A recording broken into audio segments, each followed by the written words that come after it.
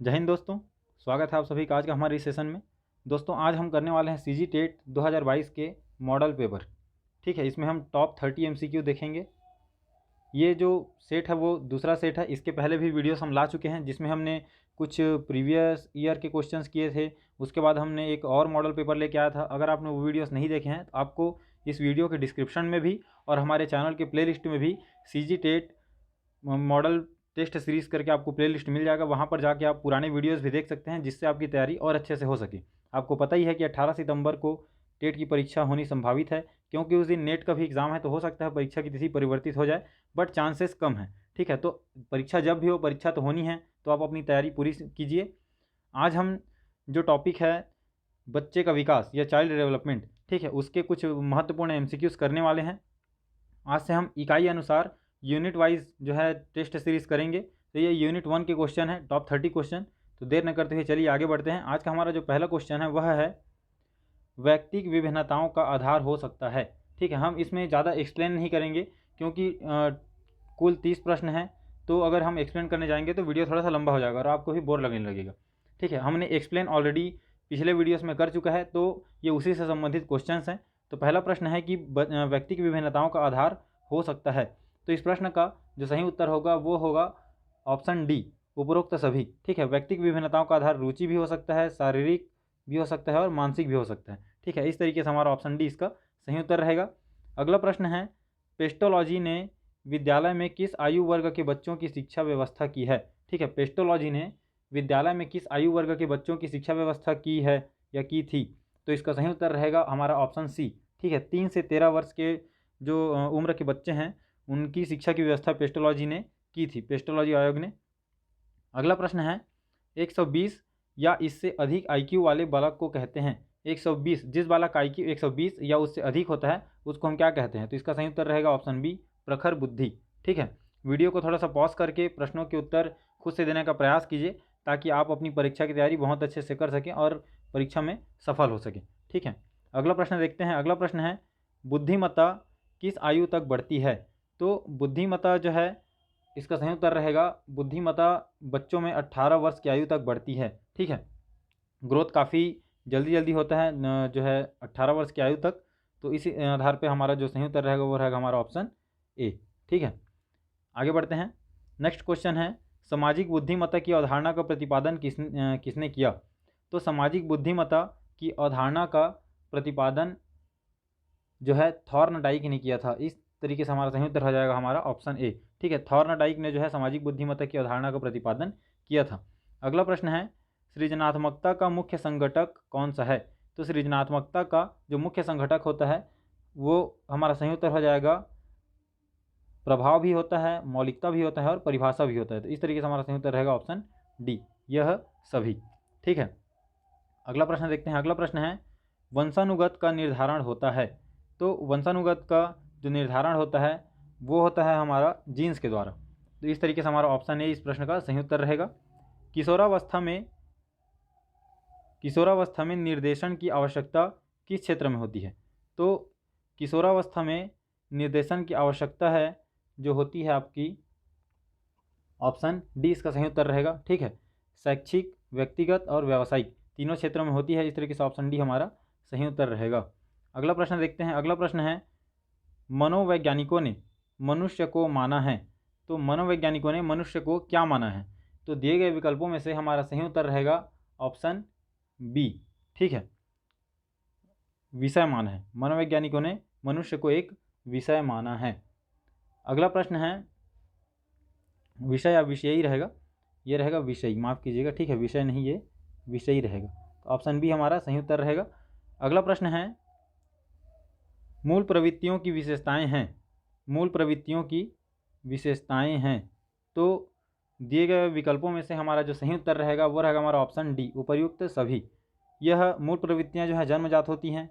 मूल प्रवृत्तियां जन्मजात होती हैं, प्राणियों के स्वभाव में निहित होती हैं और मूल प्रवृत्तियां किसी न किसी संवेग से संबंधित होती हैं। इस तरीके से ऑप्शन डी हमारा सही उत्तर रहेगा।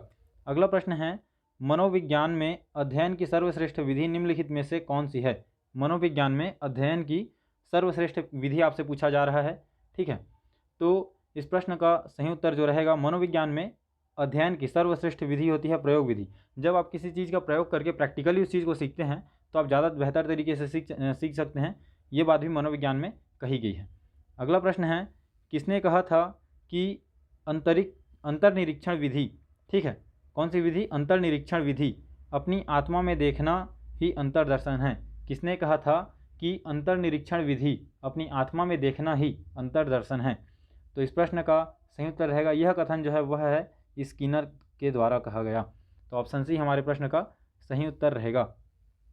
अगला प्रश्न है, मनोविज्ञान में किस विचार को प्रथम बल के नाम से जाना जाता है? ठीक है, मनोविज्ञान में किस विचार को प्रथम बल के नाम से जाना जाता है?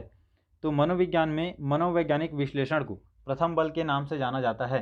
ठीक है, मनोविज्ञान में मनोवैज्ञानिक विश्लेषण को प्रथम बल के नाम से जाना जाता है। अगला प्रश्न है, एंडोक्राइन ग्लैंड के विकास से होता है। तो एंडोक्राइन ग्लैंड के डेवलपमेंट से, जब एंडोक्राइन ग्लैंड जो है डेवलप होता है तो इससे किस चीज़ का डेवलपमेंट होता है? तो दिए गए विकल्पों में से हमारा जो सही उत्तर रहेगा वो रहेगा संवेगात्मक विकास। ठीक है, ऑप्शन सी, संवेगात्मक विकास होता है एंडोक्राइन ग्लैंड के विकास होने से। अगला प्रश्न है, किस अवस्था में दांत बनना शुरू हो जाते हैं? ठीक है, किस अवस्था में दांत बनना शुरू हो जाता है, मतलब बालक में, किसी भी बालक में दांत का जो विकास है वो किस अवस्था में प्रारंभ हो जाता है? तो इस प्रश्न का हमारा सही उत्तर रहेगा जन्म से पूर्व। बालक के जन्म से पूर्व ही उसमें दांत बनना शुरू हो जाते हैं। अगला प्रश्न है, 2 वर्ष की आयु के बच्चे की औसत शब्द शक्ति कितनी होती है? 2 वर्ष की आयु की बच्चे की औसत शब्द शक्ति, ठीक है, तो उसका एवरेज जो वर्ड पावर रहता है वो रहता है आपका 200 से 300 शब्द। तो इस प्रकार से हमारा सही उत्तर रहेगा हमारा ऑप्शन ए। ठीक है, आगे बढ़ते हैं। भाषा समाजीकरण का महत्वपूर्ण पक्ष इसलिए है क्योंकि बालक, भाषा समाजीकरण का महत्वपूर्ण पक्ष इसलिए है क्योंकि बालक भाषा के बिना भी संकेतों से दूसरों से व्यवहार कर सकता है। भाषा पर अधिकार पाने के बाद ही सामाजिक बनता है। विचार प्रकट करने व विचारों को ग्रहण करने में भाषा का ज्ञान सहायक है। तो ये सभी सही हैं। इस तरीके से ऑप्शन डी हमारा सही उत्तर रहेगा। ठीक है, ऑप्शन डी हमारा सही उत्तर रहेगा। अगला प्रश्न है, मनुष्य को जो कुछ बनना होता है प्रारंभ के 4-5 वर्षों में ही बन जाता है। किसने कहा था कि मनुष्य को जो कुछ बनना होता है वह प्रारंभ के 4-5 वर्षों में ही बन जाता है? तो यह कथन था आपका फ्रायड के द्वारा। ठीक है, ऑप्शन बी हमारा सही उत्तर रहेगा। आगे बढ़ते हैं। मनोविज्ञान का सिद्धांत नामक पुस्तक किस मनोवैज्ञानिक द्वारा लिखी गई? तो मनोविज्ञान का सिद्धांत नामक जो पुस्तक है वह लिखा गया था जेम्स के द्वारा। ठीक है, ऑप्शन बी हमारा सही उत्तर रहेगा। काफ़ी इंपॉर्टेंट क्वेश्चन है, ये मोस्ट इंपॉर्टेंट क्वेश्चन है, काफ़ी बार परीक्षा में पूछा भी गया है कि मनोविज्ञान का सिद्धांत नामक पुस्तक किस मनोवैज्ञानिक द्वारा लिखी गई है? तो यह जो है जेम्स के द्वारा लिखी गई है। अगला प्रश्न है, विकास जीव और उसके वातावरण की अंतःक्रिया का प्रतिफल है। किसका कथन है? किस वैज्ञानिक ने कहा था कि विकास जीव और उसके वातावरण की अंतःक्रिया का प्रतिफल है? तो इस प्रश्न का सही उत्तर रहेगा स्किनर। ठीक है, यह भी स्किनर का ही कथन है। अगला प्रश्न देखते हैं। बालक गणित और विज्ञान में आगे होते हैं जबकि बालिकाएं भाषा और सुंदर हस्तलेख में। बालक गणित और विज्ञान में आगे होते हैं और बालिकाएं भाषा और सुंदर हस्तलेख में, क्यों? तो इसका एक मुख्य कारण है। ठीक है, इसका जो सही उत्तर रहेगा वो रहेगा ऑप्शन ए, व्यक्तिगत विभिन्नता के कारण जो है बालक गणित और विज्ञान में और बालिकाएं सुंदर और हस्तलेख और भाषा में आगे होती हैं। अगला प्रश्न है, मूर्त संक्रियात्मक अवस्था का काल होता है। मूर्त संक्रियात्मक अवस्था का काल, ठीक है, क्या पूछा जा रहा है? मूर्त संक्रियात्मक अवस्था का काल होता है। तो इसका सही उत्तर रहेगा ऑप्शन ए। ठीक है, ऑप्शन ए हमारा सही उत्तर रहेगा। मूर्त संक्रियात्मक अवस्था का काल होता है 7 वर्ष से 11 वर्ष। पियाजे के अनुसार मानसिक विकास की अवस्था है। तो पियाजे के अनुसार मानसिक विकास की अवस्था जो है वह है इंद्रिय जनित गामक अवस्था, पूर्व संक्रियात्मक अवस्था और मूर्त संक्रियात्मक अवस्था। ये तीनों अवस्थाएं पियाजे के अनुसार मानसिक विकास की अवस्था हैं। इस तरीके से हमारा सही उत्तर रहेगा हमारा ऑप्शन डी। ठीक है, और ये जो प्रश्न हमने पहले देखा कि मूर्त संक्रियात्मक अवस्था का काल होता है 7 वर्ष से 11 वर्ष, तो ये जो है पियाजे के अनुसार है। ठीक है, किसके अनुसार? पियाजे के अनुसार।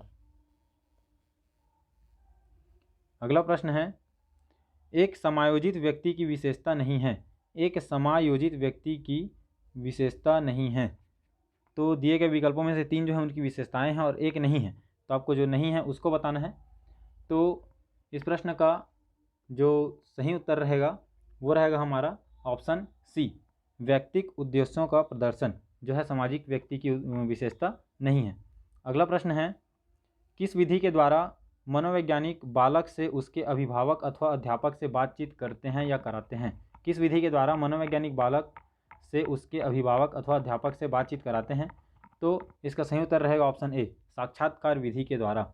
अगला प्रश्न है, बच्चे का पहला शब्द जिसका अर्थ है उसे कुछ समझ में आ जाता हो। ठीक है, बच्चे जब बोलना शुरू करते हैं तो उनके शब्द जो वो उनके समझ में आने लगता है, कितने माह के बीच बोला जाता है? ठीक है, बच्चे द्वारा बोला गया वह पहला शब्द जो उनके समझ में आने लगता है, वो अपनी समझ से बोलते हैं। ठीक है, तो ये कितने माह के बीच बोला जाता है? तो इस प्रश्न का सही उत्तर रहेगा 10 से 18 माह, ऑप्शन बी। अगला प्रश्न है, बालकों के सर्वांगीण विकास का दायित्व है। तो बालकों के सर्वांगीण विकास का दायित्व जो होता है वो शिक्षक एवं बालक दोनों का होता है। ऑप्शन डी हमारा सही उत्तर रहेगा। संवेग का शाब्दिक अर्थ है। संवेग का शाब्दिक अर्थ है, तो संवेग का शाब्दिक अर्थ होता है उत्तेजना या भावों में उथल पुथल।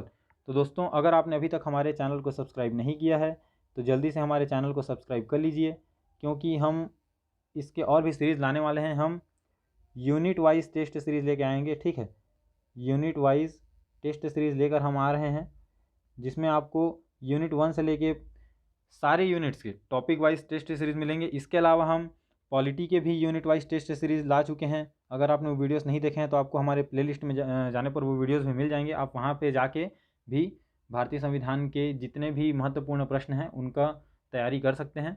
और आप टेट की परीक्षा की तैयारी तो इस चैनल पे बिल्कुल फ्री में और बहुत अच्छे तरीके से आपको हम कराएंगे। बहुत ही महत्वपूर्ण क्वेश्चन का सेट आपके लिए लेकर आएंगे। तो जुड़े रहिए हमारे साथ, अपनी तैयारी पूरी कीजिए, अपने दोस्तों के साथ भी शेयर कीजिए वीडियो को। अगर वीडियो अच्छा लग रहा है तो वीडियो को लाइक कीजिए, कमेंट कीजिए, और आपको किस किस टॉपिक पे वीडियोस चाहिए उनका भी कमेंट करके हमें बताइए, हम उन टॉपिक पर भी वीडियो ज़रूर बनाएंगे। अगला प्रश्न है, बालकों में सौंदर्यभूति विकसित करने का आधारभूत साधन है। तो बालकों में सौंदर्यभूति विकसित करने का जो आधारभूत साधन होता है वह होता है प्रकृति अवलोकन। ऑप्शन ए हमारा सही उत्तर रहेगा। अगला प्रश्न है, आज का लास्ट प्रश्न है ये, शिक्षा मनोविज्ञान सहायक है। शिक्षा मनोविज्ञान सहायक है। तो शिक्षा मनोविज्ञान जो सहायक होता है वो संपूर्ण शैक्षिक प्रक्रिया में सहायक होता है। ऑप्शन डी हमारा सही उत्तर रहेगा।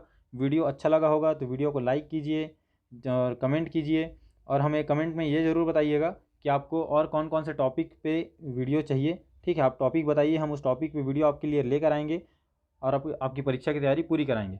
तो वीडियो में बने रहने के लिए धन्यवाद। मिलते हैं आपसे अगली वीडियो में। जय हिंद।